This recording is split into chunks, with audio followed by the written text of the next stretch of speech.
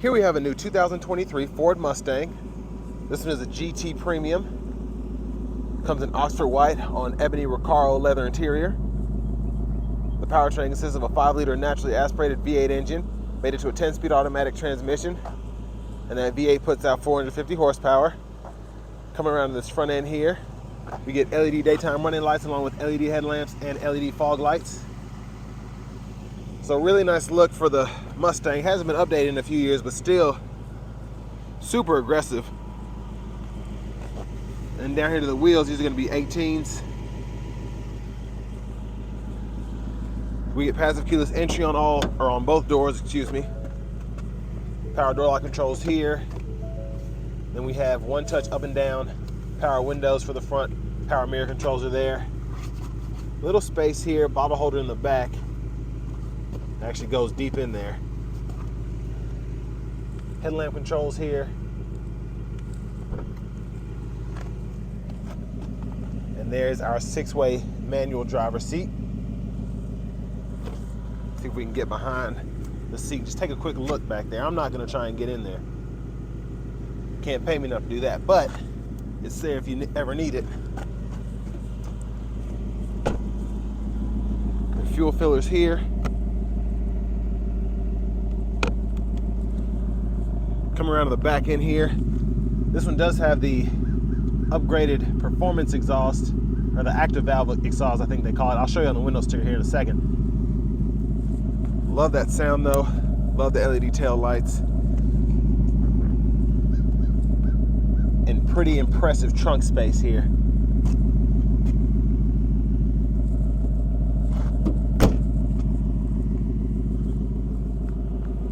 So we're going to go around. Before we look at the front passenger seat, there's that window sticker. So yeah, the active valve performance exhaust, 1225. Really good sound. And then you're paying $16.50 for these Recaro leather seats. Sticker price $49,625. And a huge shout out to Ford, Lincoln, and Franklin for allowing me to review this vehicle. So on this side, I think we only get a 4-way manual seat for the front passenger. And then a lockable glove compartment here. Really good size for a coupe like this.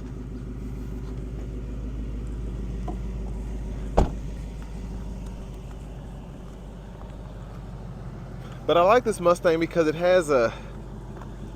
doesn't necessarily attract a lot of attention, but it's one of the quickest cars out there.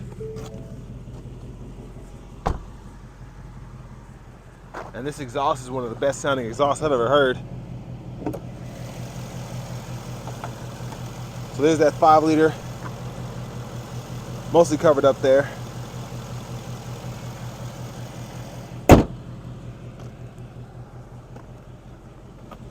And now if I can get my seat adjusted back correctly, I'll go ahead and get in here. Just bear with me. Wrong latch, there we go. Okay. So nice leather wrap steering wheel here. Feels good. And I have it in sport mode now, so it feels stiffer. Over here to the radio, we do get AM, FM, XM along with Bluetooth audio, wireless Apple CarPlay, Android Auto compatibility as well. Climate controls are here, so you can set that there, sync them. And I like how you can just you can go to the dual mode manually, or you can adjust it, and then also you can just turn it off to sync everything together. And there's auto there,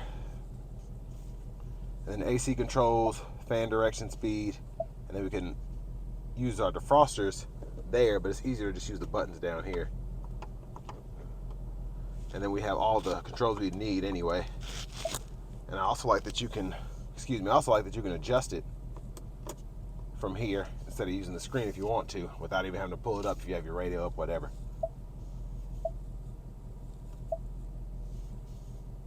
So, not a lot going on here, but just enough, and that's why Ford's radio, specifically the smaller ones, are one of my favorites, because you can't get lost in it. You still have your buttons and whatnot for the stuff you need, as opposed to everything being on the screen. And then you still have a volume knob here, tune knob here, things like that. Just smart, in my opinion. I'll move the shifter out of the way here. Those are your hazards. And I like that that's an actual switch. Now, traction control, you have to actually toggle that. Same with your steering fields. You get 3 steering fields, so let's see if I can show it up on the gauge cluster. You get sport, comfort, and normal. And then your drive modes as well. You get 5 of those: sport plus, track, and then drag, snow, wet, and your normal. And we have a USB port down there, 12 volt. And then for that 10 speed, you just push this down, reverse, neutral, drive, and then your sport mode there. And that's where you use the paddle shifters behind the steering wheel. And then we have a handbrake there, which I like. 2 cup holders, a little storage pocket in here with a USB input. And then that's a 12 volt down in there. Sorry if I keep hitting this microphone. It's tight in here. But that's what you want from your sports car. Universal home remote, nice to have, or garage door transmitter, excuse me. And then over here we have our cruise controls. Set that on, off. Weird how the buttons are kind of, you have to push either side, but it's not too bad. Volume controller here, track list or radio station favorites. You can toggle through that using these arrows. And then I love having this mute button here. And then voice recognition controls. And we can go through our preset banks using this button. And then Bluetooth controls here. And these 4 arrows in the OK button are for the digital part of the gauge cluster in the middle. So you can really get into what you want to see there. Blinkers are behind the steering wheel. Lane keep assist, you have a toggle there. High beams, and then you can flash your high beams there. Can't even see, I think the sun's in the way of that blinker there, but windshield wipers 1 time down, then you have an auto mode, and then low, high, and then you can toggle the speed of the auto mode here, and then you can pull up here for front wiper fluid. There's the push button start. Finally, here's the key fob with remote start. But now to the fun part. Let's take this 2023 Ford Mustang GT Premium out on the road for a quick test drive. So the Mustang GT, of course, that vehicle's infamous for doing burnouts and sliding into curbs at car meets. But a pretty powerful vehicle, just in general. I mean, 450 horsepower, and this just seems a tad more agile than the Camaro behind the wheel.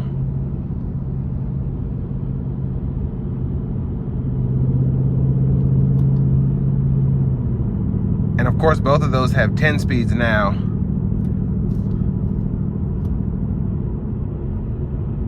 So pretty easy to shift, and then if you want sticks, you can get the 6-speed too. Nice ride though, love this active exhaust. And also starting to fall in love with these Recaro seats.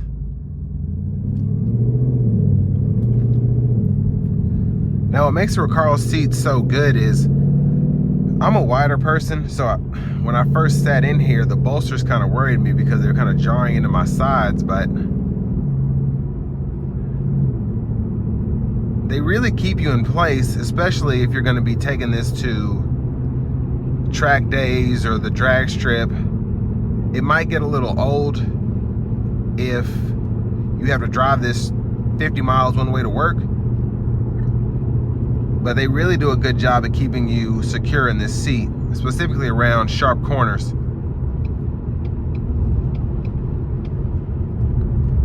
And there's just something about a Mustang as opposed to a Camaro or even a Supra, any sports car, where specifically with the exhaust sound, it sounds so nasty. I just love that about these cars. And you can never give this too much power because it will try and lose control. The rear end loves to try and give out on you. So you just have to be wary of that.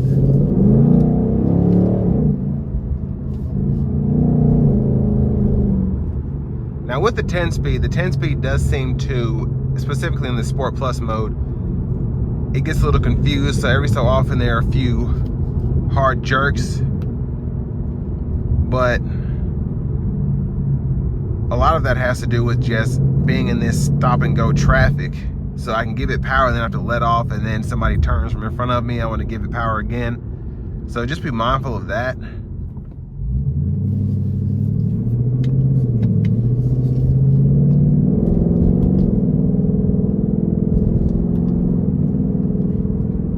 Now shifting with the paddles is pretty quick. And that's one thing I love about this transmission.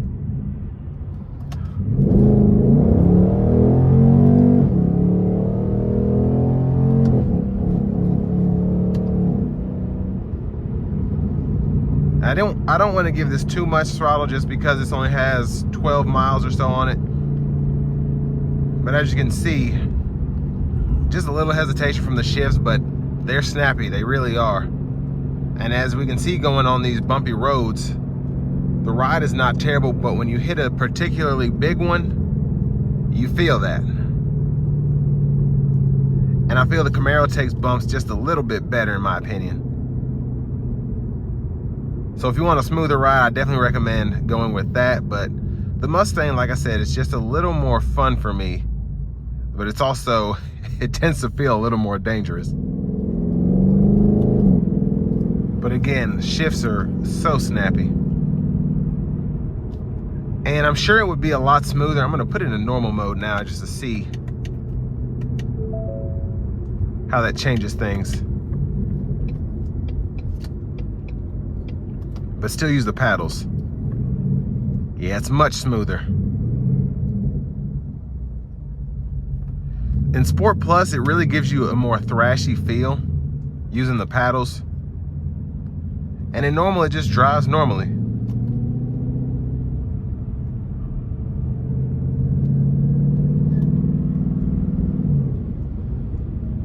Now they're not as quick, the transmission is not as quick to shift in this normal mode.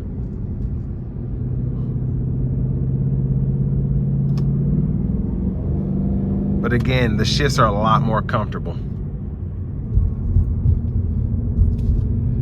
Hopefully I have some room to open this up just a little bit.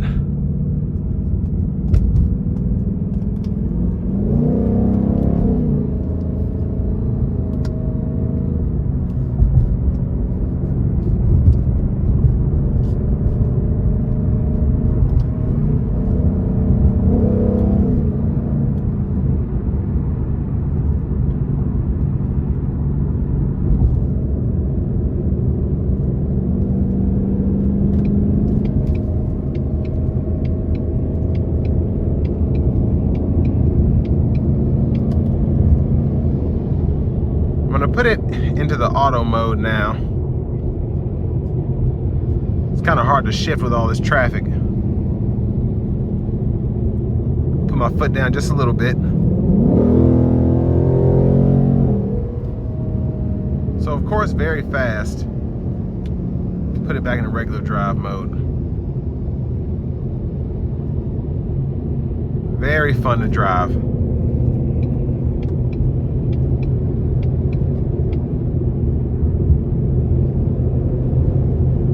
I'm gonna put the cruise on now.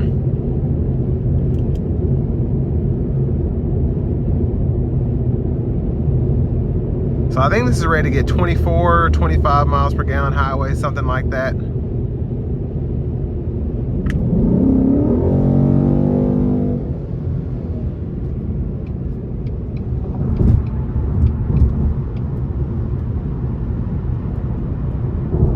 So the fuel economy is not terrible for this kind of car, but definitely not something that you'd want to take long road trips on. I should say it won't be as comfortable, but with this kind of performance, you might be able to look past that, being able to fly past people.